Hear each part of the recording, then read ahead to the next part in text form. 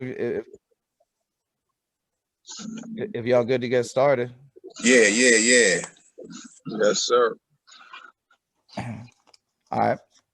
How's everybody doing? This is the Big Fact Show. Mark Ward. I'm in here with my co-host Saint Laz, and we got a special guest, Granddaddy I.U. How you doing today, sir? Chilling, man. Chilling. Same fight different round, man. I heard that. Thank you for your time. I mean, I want to get right into it because you've been around a lot of things. You were on Cold Chillin' Records, and for those that don't know, at one point that was probably like the biggest label in the game, right? Exactly. Yeah. So at the time you got signed, was it more of a like would people be more excited about signing with Cold Chillin' or signing with Def Jam? At that time, Yeah. it was a toss up. It was a toss up because you know what? That from the outside looking in, it still was a toss up. But once I got in there, I quickly realized, nah, nigga, you should go over there. You know what I'm saying? Over there is where it's happening at. Because they was on a decline at that time. And so I got there, like, my first album came out in 90. You know what I'm saying? And the last big shit that they had was Biz. The fucking You Got What I Need. It's just a friend. Right. And so that was what, 89, 88? About them days. Right. You know what I'm saying? And after that, was I mean, were you like around Cool G Rap and a Young Genius and all that type stuff? yeah. Genius came. He came later because he came after him. Well, matter of fact, me and his album was around the same time. You know what I'm saying? And yeah, he was different than he was the genius. Matter of fact, he wasn't the jizzer. Right. He had the Girl Come Through Me joint was the single and shit, single with the video. Yeah, he was there. We went on the promotional tour together and all that. Cool G Rap, of course, that's my man. That's like that's one of the dudes that I that I got along with. I was actually like cool with from, you know what I'm saying, from the label and shit. MC Shan, another one, actually cool with. I talked to Shan like about a month ago. You know what I mean? And Sean, of course, Shantae and Biz brought me in. But I mean, like, and you did a lot of ghostwriting. Were you surprised at how much ghostwriting went on for artists at that time? Because I mean, that was like an extra. You got to be authentic time of hip hop. It's not like now where you can have a team of ghostwriters and that's cool. Yeah, but I understood it. I understood it. You know what I'm saying? I can't understand it when somebody claim that they're a lyricist, and you know what I'm saying, like people, they was ghostwriting for Biz and Shantae, which neither one of them ever claimed to be a lyricist. You know what I'm saying? And you don't expect for them to be lyricists. You know what I'm saying? Shantae just do her thing. She just say shit. She break you down like she's snapping on you. Biz is just a funny motherfucker. But you know what I'm saying? You don't compare them to like a Kane or Rakim or G-Rad. Right. You know what I'm saying? Or today, Black Thought. You know what I'm saying? If you'd have found out somebody was right. If you would have found out somebody was right for them, then you'd be offended. You know what I'm saying? But not, you know what I'm saying, Biz or Shantae. So you remember the first time you heard Biz Markie beatbox in person? The first time I heard him do it in person, I don't remember. But yeah, I mean, I could tell you a time when we was in Newark, New Jersey, though, early, when he was having a beatbox battle, and some niggas was getting in his ass, and then he pulled out, I don't know what he did. He pulled some shit out of his sleeve and did some crazy shit, and he did like some computer shit, tore the house down. I mean, I used to love listening to people beatbox. Laz, why you think beatboxing stopped being such a part of hip hop? I mean, you know, beatboxing was when this shit was completely organic. You feel what I'm saying? So it's like, you know, it was the time and age where dudes couldn't even afford stuff like beat machines. You feel what I'm saying? Or in beat machine, it wasn't too many beat machines in existence. So, you know, dudes had to make their own beats. Nowadays, like, computers do everything. So, Yeah, you know what I mean? But dudes yeah. started bebopping. Literally, we used to bebop when we was kids because it was no other way to make a beat. You understand what I'm saying? Like beating on the table. Yeah, Real banging on the lunch table. Yeah, Right, Yeah. right, that's what we was doing in DC. Yeah, But then you had some Oh, you dudes from that just, DC? PG County, right outside DC. But yes, sir. Okay, okay. That's what's up. Yeah, shout out Forest Heights, man. yeah, but you had some dudes that was next level with the beatboxing, like, you know, Buff and Right, Biz and Dougie. Like, they was superhuman with it. right. You understand what I'm saying? Then you had dudes that was just in everybody in the hood it was a beatboxer in every hood. Yeah, Yeah. yeah. Once it became famous, yeah, of course. Yep. That's like with anything. Yep. But I want to take the opportunity to say this, and I'm not just saying this because you're a guest on our show and I'm trying to be kind. But I just want to say this for people who are listening, younger listeners who may not really understand or know the history of this thing. Like, I remember when I first heard Granddaddy I.U, like, of course it was something new. You understand what I'm saying? And I eventually got the album. Right. But I'm gonna say, because I'm a real hardcore fan of hip hop. And I'm gonna say that Granddaddy, I always wanted to say this to Granddaddy I.U or somebody that knew him. Like, Right. when I first heard you, lyrically, I hadn't heard anything like that in my life. Like, the stuff you was spitting in 1989 and 90 lyrically was so advanced for the time that I always wanted to ask you, like, did you know that you were like a 10-year advance than the average rapper at the time? I mean, we had Kane. Kane was crazy. Rakim was crazy. But street gangster rap and, you know, like, just stuff that was outlandish, it wasn't too many dudes spitting it.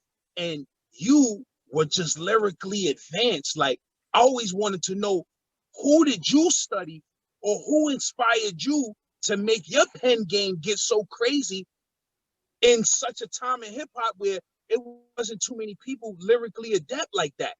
Like, how did you get like that? Wow, yo. Appreciate that, man. Appreciate This is that. all facts. Like I said, this is not Appreciate kindness. that. I'm a fan, but this is reality. Like, lyrically, I'm sure you know that lyrically, you was just advanced. And gangster rap, you're one of the pioneers of East Coast gangster rap. I just was saying shit, you know what I'm saying? That I was going, like, my experience and shit. You know what I mean? I didn't look at it as no being advanced and no shit, you know what I mean? You were putting words together Was you writing with people that weren't doing though? You were definitely putting words together in a new manner, especially like words that people might not have associated with those subjects before. You know, even the something new beat was highly advanced. You understand? Like, the beat itself, the production on that record at the time, it was years kind of before its time. Like, a lot of people copied that sound. A lot of people copied that. That's a sample. Nice and Smooth used that sample before I used that sample. Oh, they used it on the shout outs, but they chopped it in half. Yeah. And they just used it for shout outs. They didn't rhyme off of it. Yeah, but it wasn't like something new though. Like nah, that shit was crazy. I did it different, but it's the same sample. Crazy. You know, that's why I was just on a live just before this, right? On the IG live, and my man asked me, what was it like when AZ came out with Sugar Free? I mean, the Sugar Free sample. What was that shit? Sugar Hill. Sugar Hill. And I was like, it wasn't like nothing. You know what I'm saying? Nigga caught a sample and fucking that's used hip hop. it. Yeah, and that's hip hop. Them samples going to it was recycle. a hit. Right. You know what I'm saying? That's how I looked at it. But niggas were trying to hype it up, like try to make me be mad that he used the same fucking sample I used. The fuck am I mad about? And you ain't never been that type. I mean, yeah, for real. What is there to get mad about? What am I mad about? You did your thing with it. Right. And my shit was 4 years before. Yep. Yep, but that shit was dope though. It was dope. But like you was writing rhymes pen and paper or in your head, or how was you putting together those rhymes? Damn, pardon me. I think of the shit first. Think of the shit in my mind. You know what I'm saying? What I do, like I walk around in a circle while the beat playing. Think of the shit in my mind. Once I got it, and I write the shit down. Was the hip hop scene a lot different in Long Island at the time than other parts of New York City? The hip hop scene wasn't really a hip hop scene. I mean, we had different like before records, we had different crews that had equipment and did block parties and shit like that, and basement parties and shit in the park or whatever have you. But once hip hop got on the radio and all that shit, it wasn't no hip hop scene because it wasn't no clubs. We didn't have a bunch of rappers that came from Hempstead. Right. So where did you initially start performing at? I ain't start performing. I mean, when you did. I did a fucking talent show that got me in high school. You know what I'm saying? Other than that, niggas ain't never seen me fucking perform. I wasn't the type of motherfucker that be on the block in ciphers rapping and all that shit. I wasn't. Nah. If you wasn't in my immediate circle and caught me like on an off day one day and I'm just feel like bugging out, you would never know that I fucking spit. Gotcha. Until I made a record. You know, I heard Noreagas say that you were his favorite rapper, and that was on the episode of Drink Champs where he said that he thought the Jay-Z Bitch Your album cover a little bit. Did you ever have that feeling? Yeah, exactly. I said, oh, of course I did. Of course I did. If you look at it, look at this. Hey.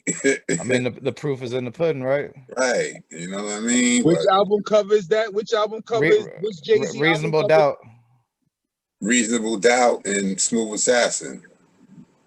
I gotta check. I gotta analyze that. Yeah. Oh, they definitely had been to the same type of haberdashery. That's for sure. Right.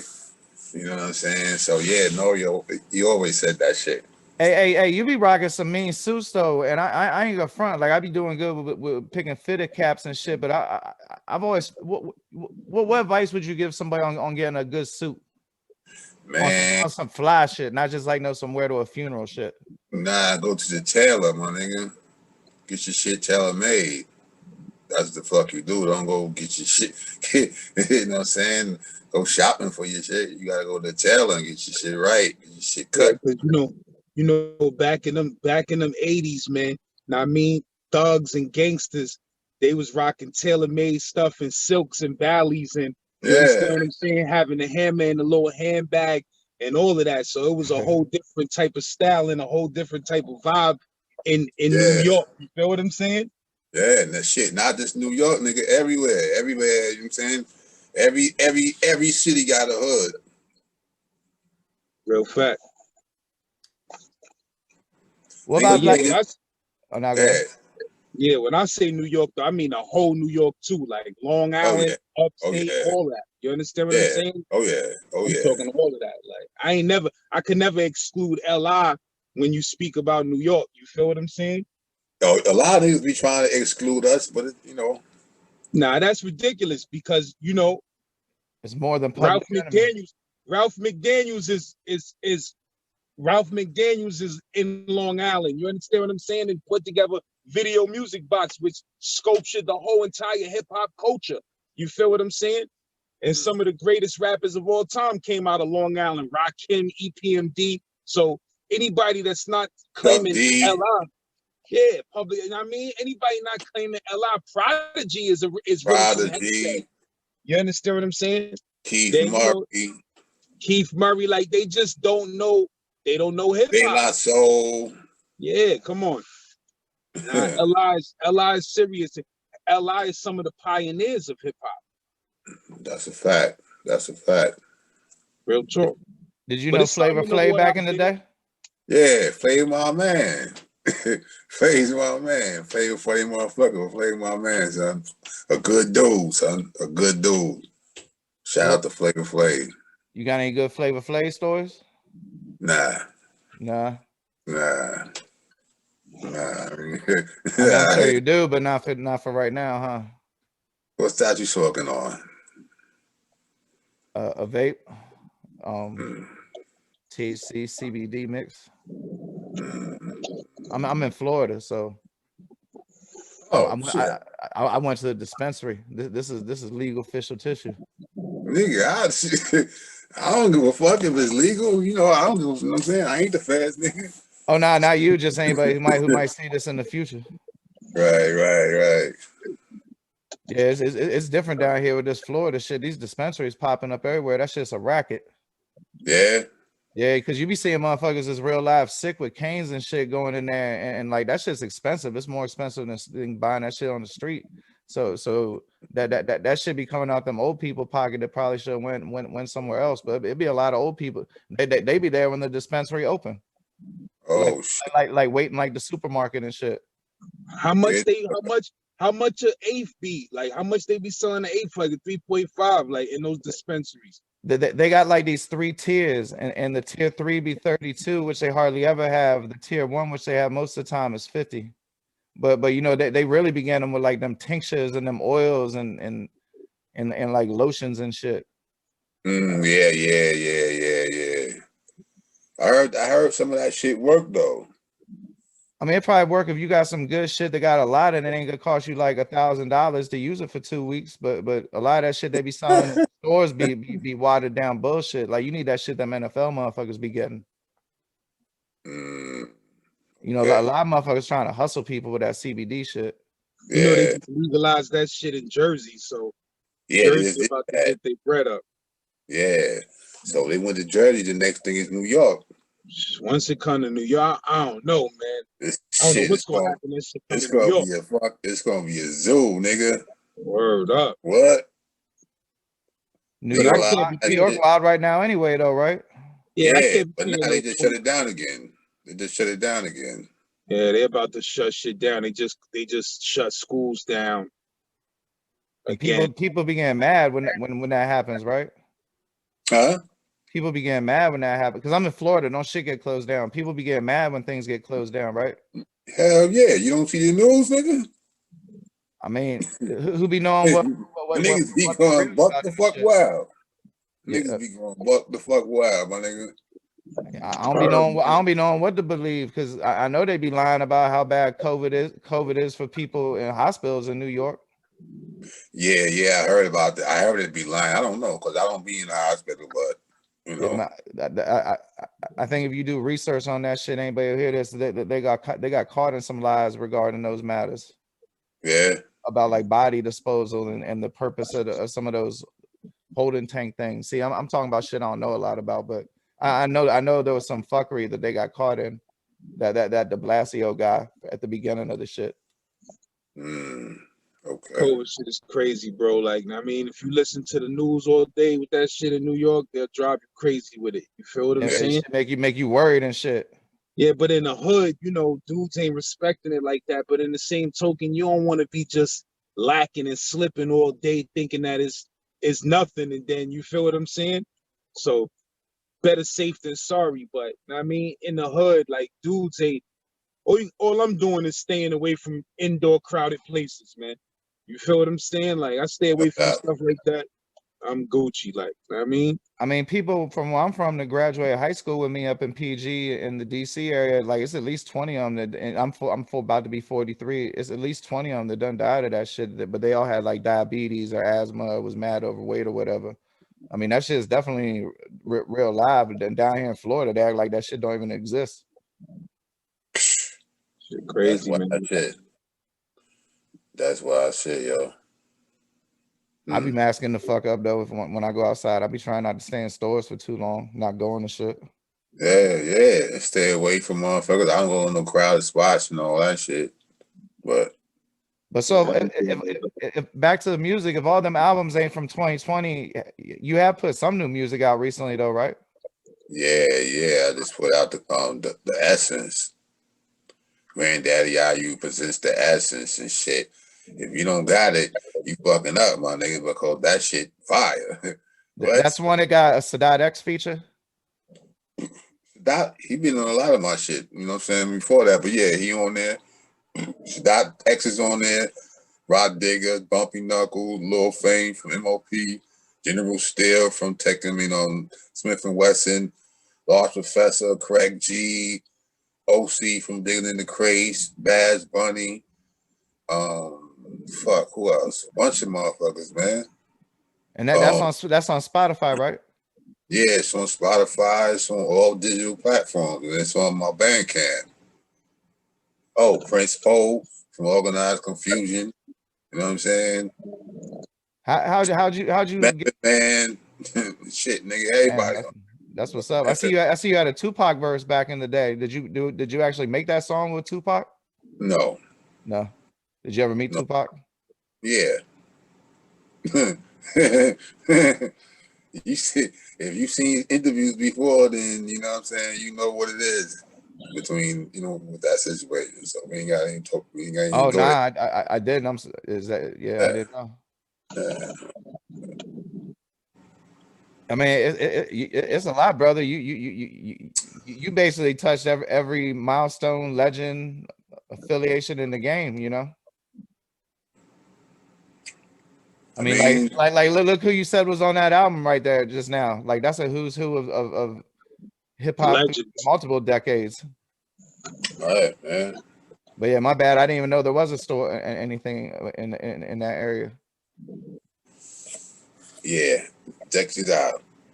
I want you to get the album and then tell me it's all me. It's all me on all production. Every joint. At what point did you? So you at one point you felt like you had to switch your hustle up a little more from being an artist to selling beats and ghostwriting.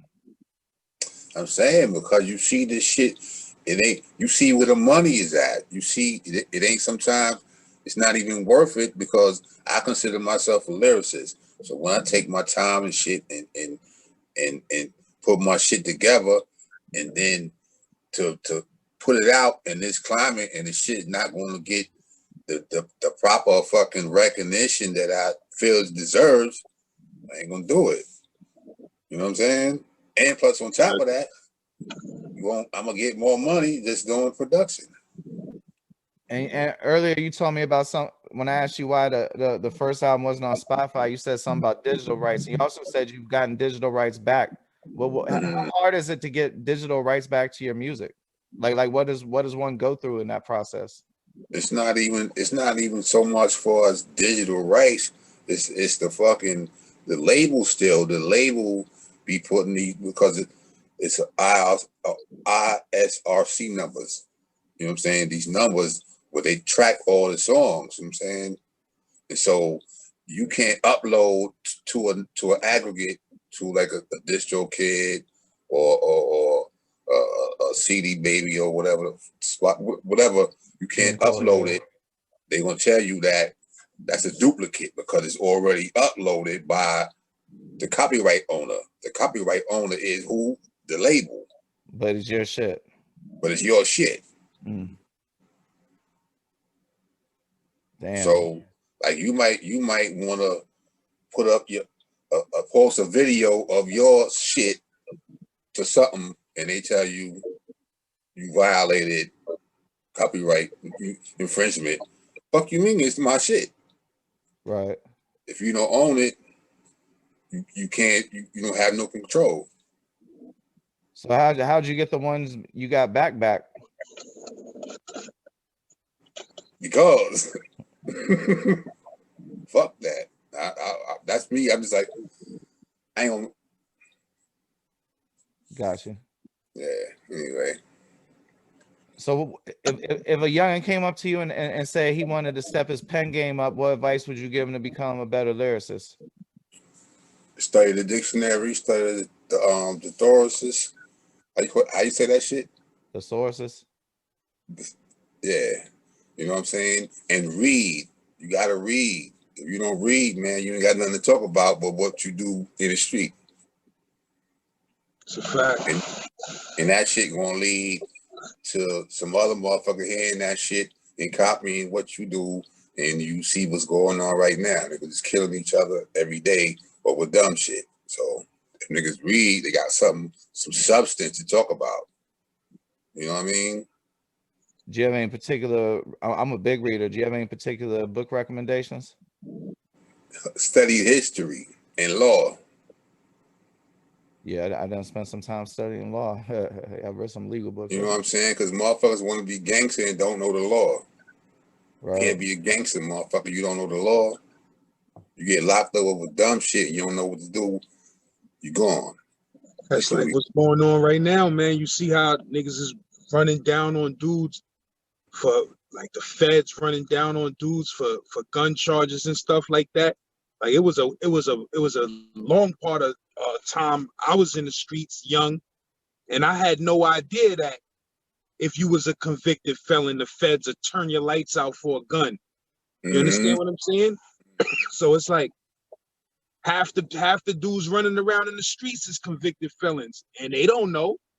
They don't know that. They don't know that they'll give you 10 joints for no gun. Like, I mean, Lil Wayne, they just ran down on Lil Wayne. Like, who knows how much time he might have to do for a gun he got caught with last year. They say facing 15, but I guess that right there depends on what state you in and this, that, and third. But before you even get arrested, there's certain shit that they cannot do.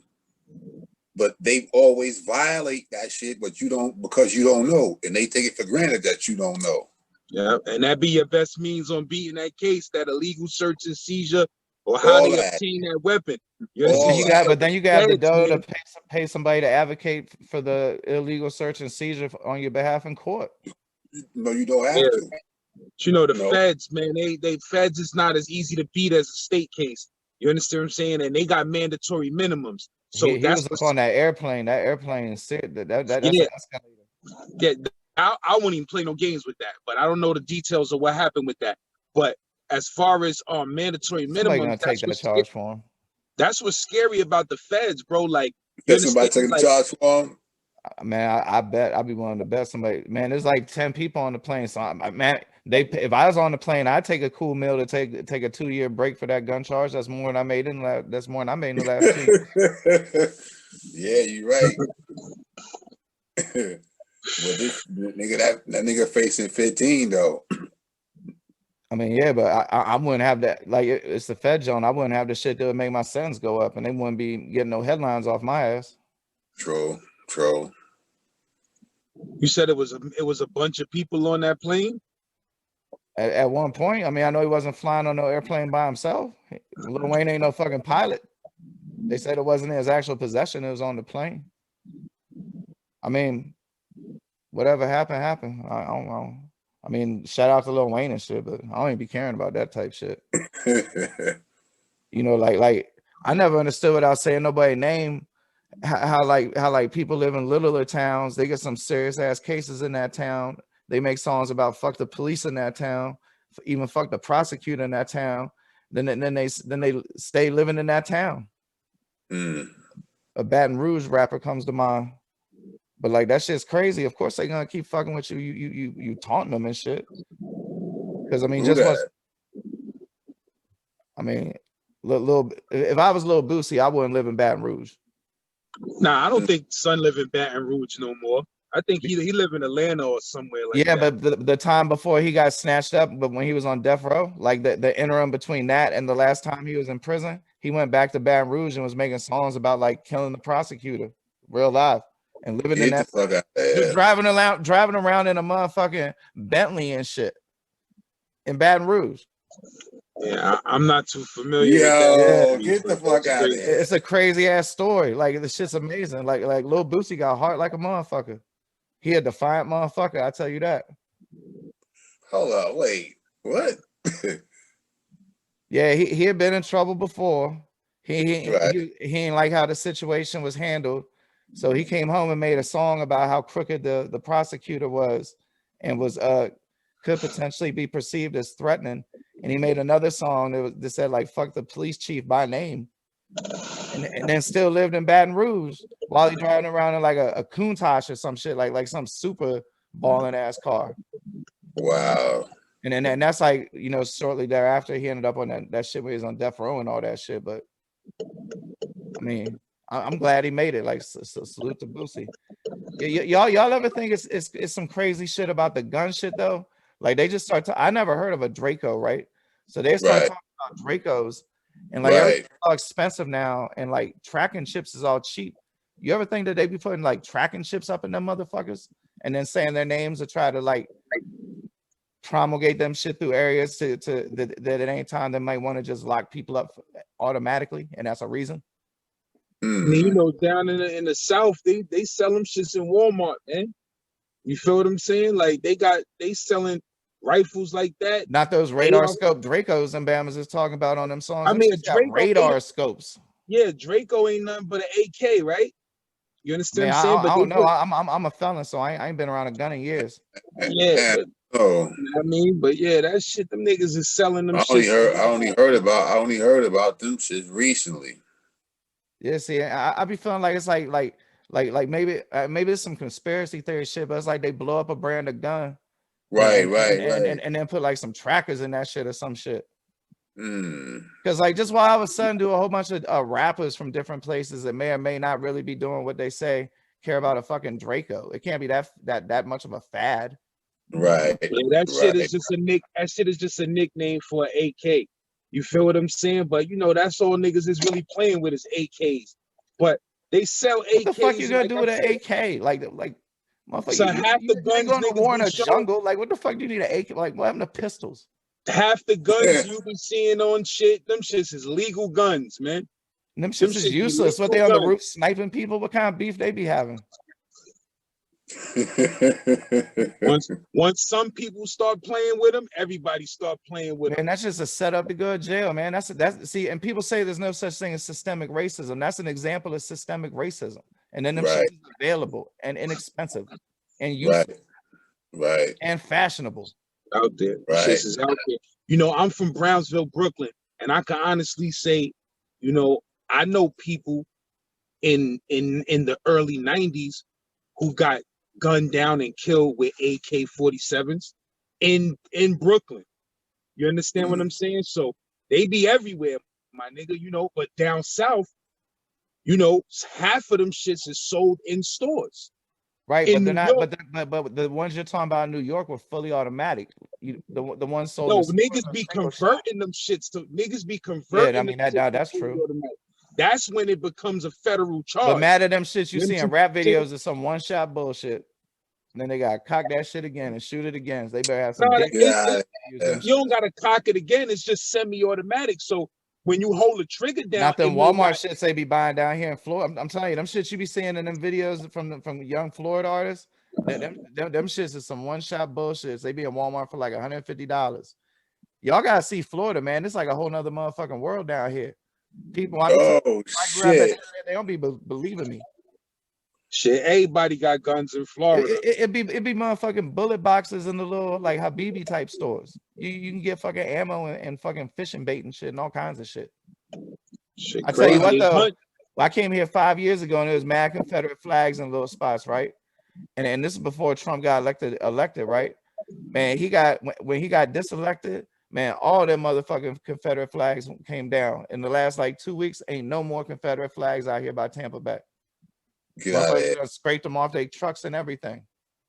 I don't know the correlation, but them shits was there before Trump. That's why this shit's crazy to me. Like, I don't know what the fuck it means. That's crazy. Yeah, I mean, who the fuck knows though? I can't fuck with no. I can't be living in the South like that, man. I can't be living in Florida and stuff like that. Like the laws out there, they be hanging blacks out there. You feel what I'm saying? Like they give you 100 years out there for nothing. You feel what I'm saying? Like no address for fucking donuts. I hate it here. I moved here from Houston, where I had a popping recording studio, but my wife's parents here, and you know, sometimes a happy wife. Nigga, you just said you was from DC. I am. I left DC and moved to Houston. All right. What year? What year did I move to Houston? About 2010. I graduated high school in '96. I lived in PG County my whole life. Okay. Yeah, but there's a lot of opportunity to make money off music in Houston. They got artists down there who never leave Louisiana, Arkansas, and Texas who make $1 million a year, like in the 50s. That Latino dollar is crazy. The tan dollar, a lot of them Mexican cats, like literal Mexicans, they'd be there working like on that oil and shit. They still want to buy CDs. CDs. Literally, yeah. You know, that's the new. But you gotta be making music with Latino rappers though. Like they're looking for music they can relate to. They don't give a fuck about no MTV, no World Star, none of that shit. You know, that's the new whole vibe now. Like, independent rap got so strong now that dudes be worried about their own city. Like, you know, back in the days, everybody's trying to go nationwide and worldwide to get record sales. But now, as an independent artist, you know, you get more money off of your sales. Dudes is just concentrated on their own city. Well, like I.U said, the label take too much. It make more sense to concentrate on your city. Yeah. I mean, you concentrate on your own city. Like New York is 8 million people out here. Like, so if you could become half of a celebrity in New York, you could make some money. You understand what I'm saying? And you could, and you will be very well known because there's millions of people out here. So it's the same way in a lot of these other cities, man. Like dudes is just locking their city down and becoming stars in their city. I know this bad. I never heard of Pop Smoke until he died. I never heard of the kid. I never heard of the kid. I heard of him right before he died.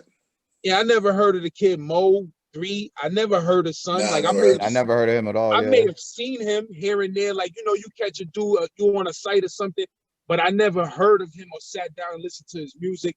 I mean, as well as Pop Smoke. And I'm in New York. You understand what I'm saying? But you know, I'm older, so I ain't got no time to really sit down and be listening to what's going on all over the place. I wish them dudes would have got that love when they was here though. Like a lot of these motherfuckers weren't loving them the way they're loving them online because they fucking numbers wasn't up there. King Von Eva. Like, I'm gonna keep it real with you. King Von Eva. I didn't know who King Von was. Either. I mean, I heard of him, but I ain't heard. I had heard of King Von. Yeah, me neither. I heard a Lil Durk. I heard a Lil Durk before, but I didn't know who King Von was. Lil Durk was on Coke Boys. Y'all should have definitely heard of him. Yeah, like, you know, it's too many rappers though. You can't keep track of all of these dudes, man. Yeah, there's a lot of motherfuckers now, man. Too many motherfuckers. Saturated. Man, Laz was saying like it's a good rap move to get killed for your career. Yeah, for your crew, and whoever own your publishing, straight up, or whoever you got on a life insurance policy or something like that. But you know the labels be having a fucking life insurance policy on these niggas. You know that, right? Yep, that's crazy. That's crazy. I want to get to the bottom of that. Like, do labels actually be having life insurance policies? As in they're the beneficiary? Yeah. Oh my! That's we got to investigate that because that would be out of control.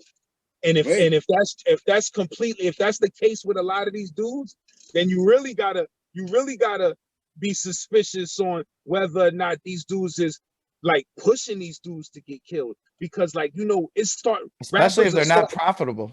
Yo, rappers are starting to become disposable. Rappers are disposable now. They're like, yo, we gonna get money with this dude for a year. He gonna get killed. We're gonna get more money off his death, and then we're gonna find another dude to get killed. Real talk. That's how it's looking right now. Well, let me ask y'all this. We all seem to be basically from the same era and had the same philosophies on things. And that TK shit, you know, the dude from Texas who bust the ankle bracelet off when he was out on the murder, made that do the dash or whatever song. How do y'all feel about the fact that a record company literally after he got arrested bought the rights to that song and monetized it to over 100 million views, streams, all that shit? Do you think that's even more? Do you think that's morally unacceptable? I didn't even know that, but you tell me. Obviously not. Come on, son. That ain't not his family though. Like some white dude he had signed some $10,000 deal with, sold the junk to like the shit Sony 4K. I forgot. I don't know the details now. But a record company, like, do you think it's morally fucked that a record company would make money off glorifying this dude being a murderer? Of course it is. But that's what they owe. That's the business they in. Right, exactly. Look who they are. Look what you're dealing with. So why are people that supposedly champions of the culture not calling record companies out on this? Because they're scared of losing their position. Now all these people you met, there was nobody that was just so bulletproof in what they. I mean, why Chuck D? He says the shit, but I don't know. It amazes me more people ain't vocal about these issues. You could speak up about these things. You could speak up about these things, my bro. But you know, if you're gonna speak up about these things, you better have a big bag, because once you say certain stuff, I hate to say it, but once you say certain stuff or get known for being a whistleblowing type of dude, you ain't never gonna get no money. And then you be gonna try to make sure that you don't get no money. They gonna try to fucked up. So some of these older artists, man, like, you know, or dudes that's, you know, pioneers of the culture, they trying to secure themselves a bag, because it ain't no retirement plans with this rap thing. You feel me? They ain't copping no chains and shit with that shit. They copping the house they gonna die in and shit. And the thing about it is because a lot of motherfuckers got tired of trying to stand up when you realize there's not enough people standing up with you to make a difference. You know what I'm saying? This sucks. But like dude, look at dudes like a lot of niggas just want to go along with it to get they bag and just nigga leave me alone. All I want to do is get my money and not be bothered. Do you remember the point where it started being? Do you remember the point where being musically talented stopped mattering as much and image started mattering more? Like you must have been around a time when, like, right around when it started changing. Yeah, I think you saw like the first wave of like pop rappers and shit, right? Yeah, I saw all of that shit, man. I saw that the Puffy with the shiny soup shit, and you know I seen the motherfucking the snap rap shit when it was they replaced the snare with the fucking finger pop or the fucking clap. Oh yeah, the D4L shit, yeah. Laughing all that shit, yeah. Yeah, all that shit, man. I've seen it all. But regardless, the foundation is what it is. Boom back. You know what I'm saying? So they get right now they use hip hop. They use the name hip hop to sell everything. You know what I'm saying? And the shit that they doing don't even fall under the umbrella of hip hop. But it's not though. It's really not. Like, and even the dudes that make that type of music, they're admitting that they don't make hip hop. You understand what I'm saying? Like, let's keep it real. That drill rap, you understand what I'm saying? Like we can't really call that hip hop, man. That ain't hip hop. We cannot sit here and say, yo, that's hip hop, because it doesn't have anything to do with the original culture of this. You feel me? We are living, like, if we really want to be real about this, we are living in a dystopian age of hip hop right now, where, like, this shit is the dark ages. Like, They are actually the dudes that's rap stars that got all of the money, that got all of the fame, the attention, the voice in this game. They are dudes that are on their way to their death. That every one of them, you like, yo, this dude gonna get killed soon. He gonna get killed because they got so much beef overdose and so much drama. Either he gonna get killed or he gonna fucking overdose. Or he gonna die from drugs. He gonna go to jail for the rest of his life. Something is gonna happen to this dude, and we can't be stupid enough to believe that it's not some rich Japanese and white people behind this, because that's who really runs the music industry. The white, the Jewish people, and the Japanese people. You understand what I'm saying? That's who really runs this shit for real. The Japanese, that's a new one to me. Yeah, I mean, you know, Sony Records. I mean, you know, all of these other countries and stuff like that. A wise man in the game once told me that. He was like, yo, you know why they don't give a damn? He said, because the people that run these companies, they not even from out here. You understand what I'm saying? They don't care about this shit. They care about bread. They trying to get bread. They don't care about how we feel about the culture, how dear the culture is to us. The bottom line to them is money. So that's with anything. That's with anything. So if Chicago rappers are generating millions of dollars through streams and beefing and dudes is basically signing dudes off of who got the most views on YouTube, making vicious diss songs talking about real life beef and real life murders and stuff like that. That's sending mad young black dudes to their grave. But that's not new. That's vibe with Pac and Biggie. Yeah, but it's a total different. Pac and Biggie, but it's magnified. Still poets. Pac and Biggie still has some poetry to bring to the table. Now it's magnified because of the social media. Right, you're right though, Laz. They were poets, but now you got like everybody that just want to jump into. I'm not a rapper. I'm a trapper. I'm a gangbanger. Exactly. I'm a gangster. But they still got them labels like, yo, putting these people against each other generates attention, which generates money, which they learned from the Pac and Big thing. Bro, the more people get killed, through that, the more sensational it gets. Yes. The more exciting they got investments in fucking private prisons. So Black Death has always been profitable in America, and I don't want to hear that post-racial bullshit is just still is what it is. It's bullshit. No such thing as post-racial. What's that? I'm seeing rappers getting deals and becoming the next big rapper. That these dudes is just like, you know, they got a 70% chance of getting murdered in the first year that they doing something. You understand what I'm saying? Like you got beef with 100 different hoods, 100 different people, and you got to tour and go and travel around to different cities, bro. It's not going to work out good for you. You understand what I'm saying? So we got to be real. We got to be real and say they're perpetuating this shit. They're making this shit happen. So that's what's going on in hip hop now. They're making it happen. It's money in it happening. But it's deeper than hip hop though, because when it happens in hip hop, it then becomes acceptable behavior for young people who ain't involved in music in any shape, form, or fashion. It's just a way of life to be cool, like rappers. Because just like motherfuckers want to dress like a rapper, they're gonna want to gangbang like a rapper. They're gonna want to shoot a motherfucker like a rapper. And not saying that that's what an actual rapper is, because I know that rappers are more than that, but that's what a rapper is presented as. This is what they portray the culture as.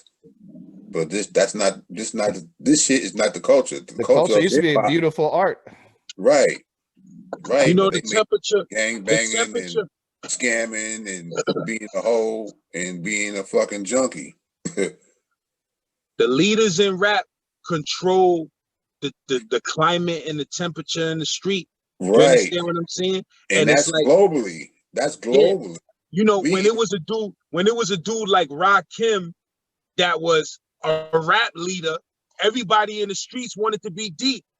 Everybody wanted to get knowledge of self. Everybody wanted to be a 5%er. Everybody wanted to say they was righteous. You feel what I'm saying? When we had those type of people in the limelight. Now they putting dudes in the limelight that are going on camera admitting, yo, I'm a murderer, I'm a killer, I put in work, I kill niggas. So that's the temperature in the streets now. Right. Or they showing you a feminine ass nigga. Motherfucker came and talk right. addicted to like 7 different types of drugs you get out prescription bottles. Or he got a fucking skirt or a goddamn Purse. his nails painted and shit. And come on. Crazy wild stuff going on. Yeah, man. Because I mean, like y'all said, it's about a spectacle. That shit, the more spectacle. I mean, that's what the whole 6ix9ine shit was. It was that man just was as much of a spectacle as he can be. He didn't have no personality outside of being a spectacle. Yeah. And they knew he was headed for that. They knew he was headed for that. But you know, it's money to be made in other people's demise, man. Yeah, it's sad, but it's money to be made. Well, that's what I'm saying. I mean, they put so much money behind that nigga, man. Just the security alone. Imagine how much that shit costs. Imagine that shit running out though. Imagine how brave you gotta be. Security guards about to get off real soon. Imagine how brave you gotta be security for that dude, for 6ix9ine. You gotta be a brave motherfucker to go out with that dude every day and be his security. I mean, not really though. Like you gotta be brave, bro. If motherfuckers, if he out in like Oklahoma or some shit, you think somebody trying to kill 6ix9ine to get some clout? I mean, you know, that's in Oklahoma, but even in Oklahoma, son is worldwide known. Right. Everybody, the whole world is calling him a snitch. You understand what I'm saying? It's still mafia motherfuckers alive that definitely snitch. Yeah, but see, it's different when you a rap star. Fans are crazy. It might not even be a gangbanger that does something to you. It'd be a crazy fucking fan that gun you down. You understand what I'm saying? Selena you right quick. Like, shit is a dangerous game. You definitely got a point right there. That's he damn sure can't hide. Right. Hiding that shit. I doubt his hair is rainbow right now. Yeah, but that motherfucking Saw dude tattoo and that big old 6ix9ine. I mean, I guess COVID the best thing that ever happened to his safety. What? There you go. You never knew, now you do. Yeah, but I don't wish nothing bad. I don't want to see nobody else get murdered in rap, man. You understand what I'm saying? Like that shit is sick. I don't want to see him get murdered, but I would definitely like to see him get touched. I mean, like, you know, eventually that money dries up. Like, it's dangerous. Rap is dangerous, man. Fame is dangerous because when that fame start drying up and that bread start drying up, you back in them streets. Right, exactly. And then some motherfuckers still think you got that money, and then you look like a lick, and there ain't even nothing. Right. You know what I'm saying? Like, so, and like you said, he can't afford to pay for the motherfucking security for so long. You got to be getting millions to keep affording the type of rates that security is gonna want to do that job. And you can't do shows. You can't get money from doing shows right now because of COVID. You know what I'm saying? Your last album flopped. Yeah. He got a new documentary on Hulu right now. I ain't even watched it yet though. I heard about it. I watched that whole joint. It ain't his documentary. Like, he ain't seeing no money from that. He not seeing no money from that. Nah, it got his baby mother in it. But they got his face. They got his face all over the front of their website and all of that, and he ain't seeing no money for that. I'll be highly upset.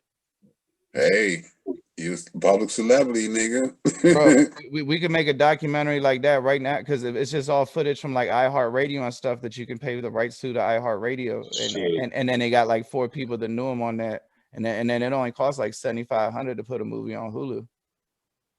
And then Hulu seen that John, they slapped their logo on it, so that means that shit got super promotion. But the little Indian dude, it's a little Indian dude who made it, Vivram. They said his name was. I guarantee homeboy spent less than like $25,000 to make that movie. 6ix9ine is not. He's not in the documentary at all. Speaking like firsthand. Nope. Only like his court footage or shit from the Angie Martinez interview or the Breakfast Club joints. It's like the same as a motherfucker writing a book about you. Yeah, like an unauthorized biography, basically. But they got it got his baby mother, so it makes it extra official though. Oh, they got his baby mom's talking. Yeah, like I guarantee you that movie cost $100,000. She got 80,000 of it. Nah, it's worth watching though. Like, I'm gonna make my kids watch it because that shit right there should teach anybody not to be no gangbanger unless you have to. Like if you watch that shit and you want to be a fashionable gangbanger, you just a dumb motherfucker. And the Darwin process and shit, you deserve to go. So you can go do that crash dummy shit as it is. Yeah. That should be all you need to And see is the you can't 6ix9ine be John and be gang like, man, banger. I ain't being in no gang. You can't be a gang Right. banger and a celebrity at all, my nigga. It ain't never gonna work out. So I'm saying, and did they make him have to be a hero, or how did what? How they portray? Nah, definitely not a hero, because they talked about how he beat the baby mother repeatedly. Oh wow. I mean, if anything, it just like I said, it was like he ain't had no soul for anything but attention and spectacle. Like he totally subjugated his own personality. Like them blood dudes or whatever. It was clearly like not just they were extorting him, they was kind of like, I don't know, holding down his spirit. Like they was probably like disrespecting his ass. But you know what though, my bro? You know what? That dude was a kid. You understand what I'm saying? Yeah. He was a kid. He was a kid. You feel what I'm saying? Yeah. And when you in your 20s, you young and in your 20s, you think you grown, but you're not really grown. Because I remember when I was in my 20s and I was locked up north, I thought I was a grown-ass man. But Exactly. I wasn't, bro. I was a child. Right. You I understand? mean, some of that shit give you sympathy, but then they showed a clip of him telling like everybody to suck his dick over and over. Like he invited pro men to his dick 1,000 times. Like he wear it off. Yeah, I don't mean sympathy, and I don't think that Son ever really was. I don't think Son was like, ever really super pussy. Like, you feel what I'm saying? Like, and the dudes he was messing with, Oh, he was hella pussy. Like, I mean, Son, the dudes he was messing with, bro, you know what I mean? With them dudes backing him, he was willing to do whatever too. Hey man, when you make the video edit, you gotta put the picture of him in Catholic school right here. When I said that shit, he was definitely hella pussy. And Son, but I'm gonna keep it. He ain't never been athletic enough to not be pussy. I know a bunch of niggas that went to Catholic school that's murderers. Oh no, I'm not saying that. I'm just talking about how he looked. Man, he was like a 5'2" butterball that looked like he played video games all day. It's impossible that he could have hands. Yeah, but you know what though, my nigga? See, in New York, it's a different type of vibe out here, son. Let me tell you something. In New York, if 6ix9ine got hands, I will go shoot the next. You ain't got a nigga. Nobody no 6ix9ine got hands. Niggas out here, son, in New York, niggas kill niggas, son. Niggas. Oh, I know that. About that gun game. You feel what I'm saying? And let me tell you. Oh well, he definitely wasn't going to grab the toolie neither. Nah, but let me tell you something about New York City that a lot of people don't know, and especially Brooklyn. In Brooklyn, my nigga, and in New York in general, son, the quietest, prettiest, little Spanish nigga that you think he will give it to you, my nigga. You feel what I'm saying? Like, they take pride in that in New York. Oh, I don't doubt all that. I'm making a personalized observation. I'm just saying to say that it's dudes that look like 6ix9ine. Like, I got a man personally, one of my one of my sons. I mean, my man is a Puerto Rican kid, but he looks straight white. He looked like a white boy. And because of that, dudes was testing him all his life. So he on straight go mode. You feel what I'm saying? Like, any nigga say anything he don't like, he's on go mode.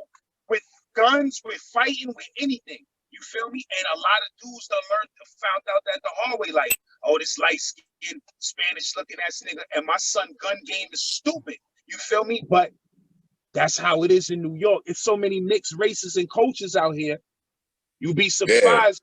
Little Mexican nigga come through and clap your whole shit up. Like, you feel what I'm saying? Oh, I mean, I know all this. I'm talking about specifically Daniel Hernandez. There's I don't know something that motherfucker has hands. I know there's unlikely killers in New York and Spanish motherfuckers that done this shit that would make Saddam Hussein blush. But Daniel Hernandez, there's no way he got hands. I bet everything I ever had on it. Like I said, my nigga, hands don't mean nothing, man. Shit, when we blow up, I pay-per-view fight his ass in a second. And not get no money if I lose. That's how much I know. Nah, don't even make that nigga irrelevant again, man. Leave that nigga where he at. Yeah, word. For real. I mean, I think we Laz cuts these joints up. This ain't just gonna be no long ass conversation. I think we got pretty much. Is there anything else you want to ask I.U, Laz? Nah, man, we pretty much covered.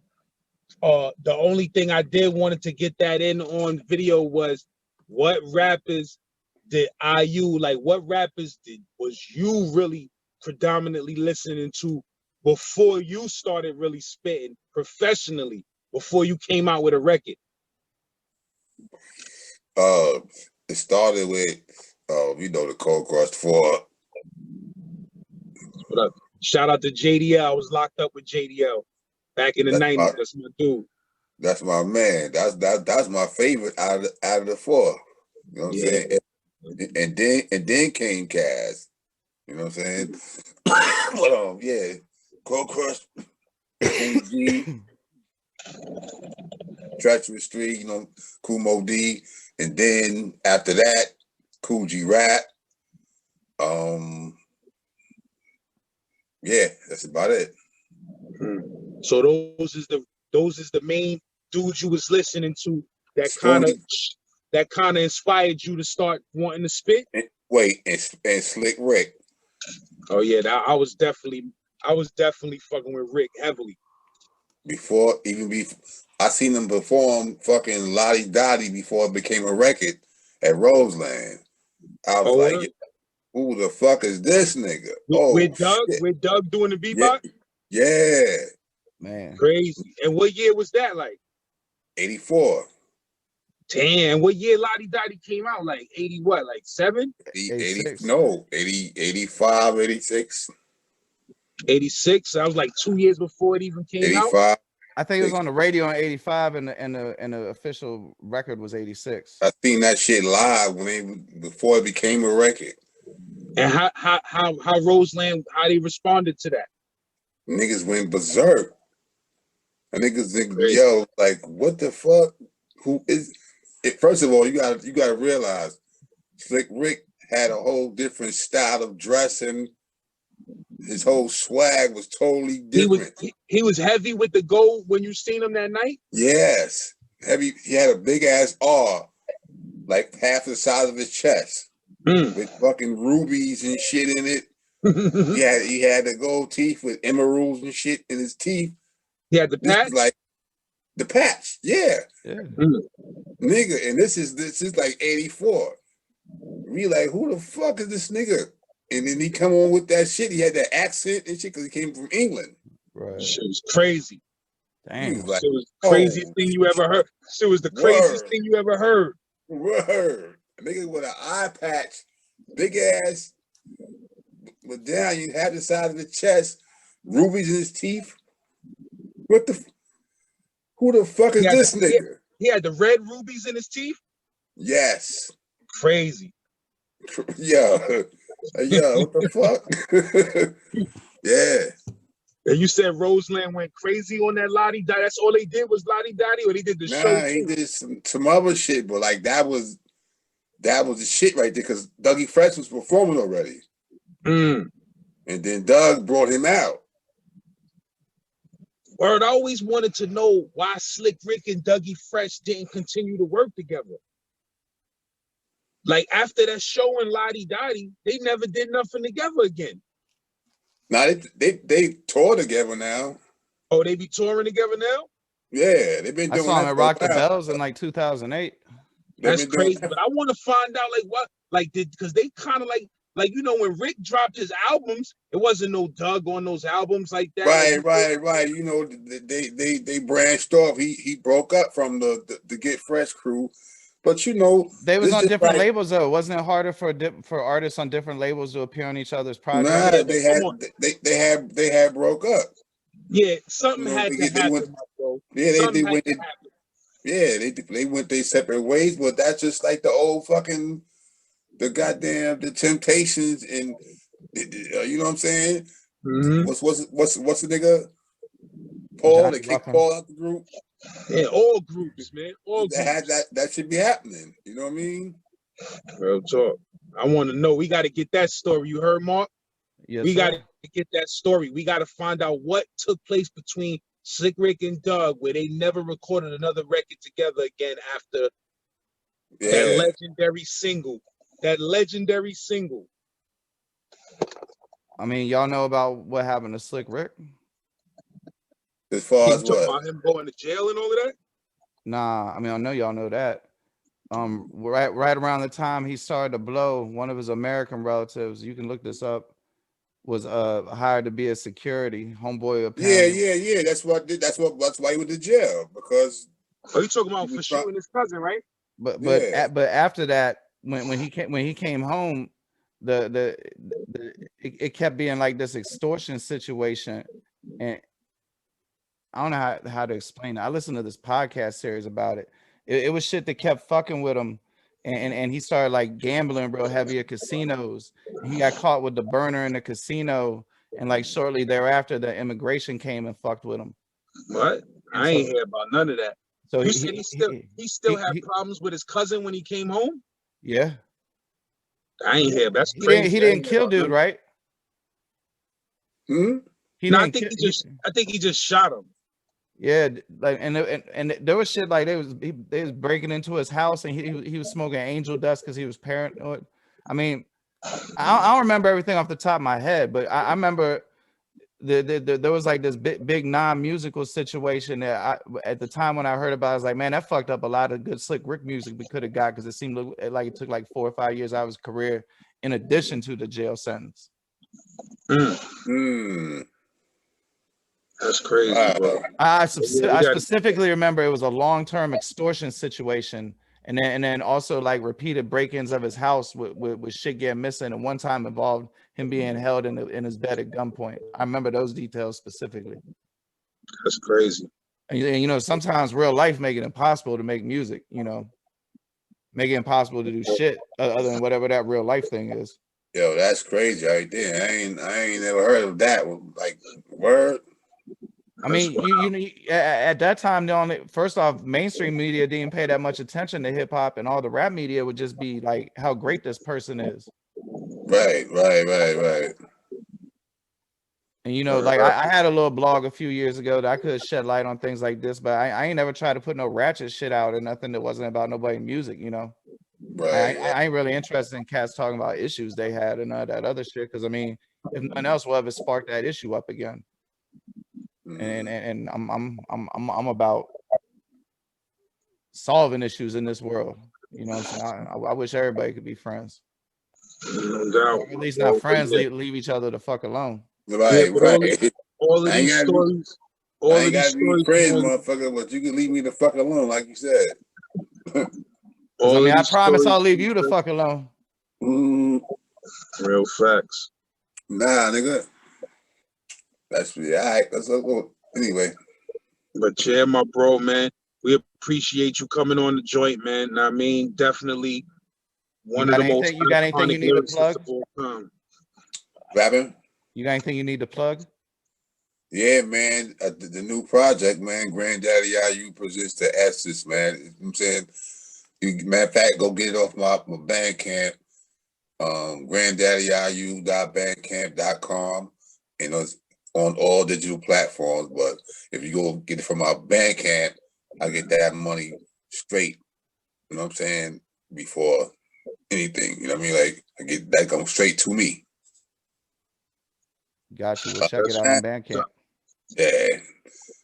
It is what it is. Man, and I got the vinyl now too. Okay. We definitely post that Bandcamp link in the description of the video. Yeah, sure. Check it out. Check it out, right?